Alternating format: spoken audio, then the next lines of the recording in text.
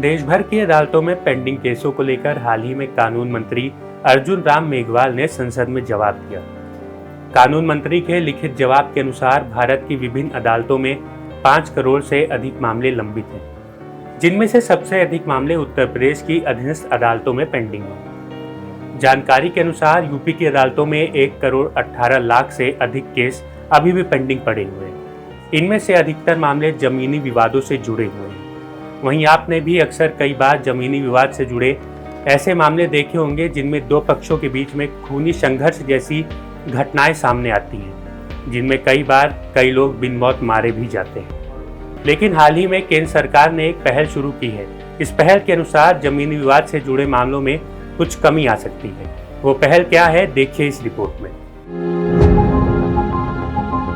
दरअसल केंद्रीय वित्त मंत्री निर्मला सीतारमण ने बजट में किसानों के लिए कई बड़े ऐलान किए। इस दौरान उन्होंने कहा कि केंद्र सरकार ग्रामीण और शहरी दोनों क्षेत्रों में भूमि सुधारों को लागू करने के लिए राज्यों के साथ मिलकर काम करेगी। इस दौरान उन्होंने भू आधार यानी कि ULPIN का भी जिक्र किया।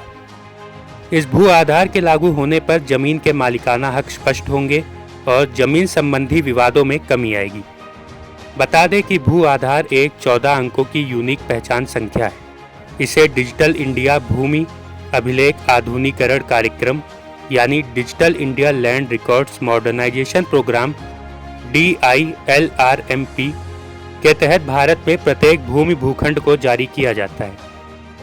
इस प्रक्रिया में पहले GPS टेक्निक का उपयोग करके जमीन की सटीक भौगोलिक स्थिति को जियोटैग किया जाता है।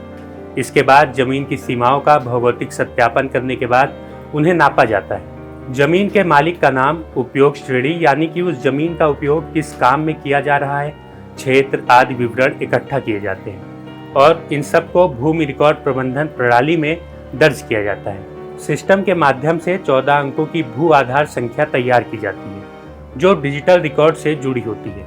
यह भू आधार संख्या आधार कार्ड की तर्ज पर राज्य कोड, जिला कोड, उप जिला कोड, गांव कोड और भूखंड की विशिष्ट ID संख्या जैसी जानकारी शामिल करती है। यह संख्या डिजिटल और भौतिक भूमि आधार रिकॉर्ड दस्तावेज पर अंकित होती है। इसके कई सारे फायदे भी हैं, जिन्हें हम समझते हैं।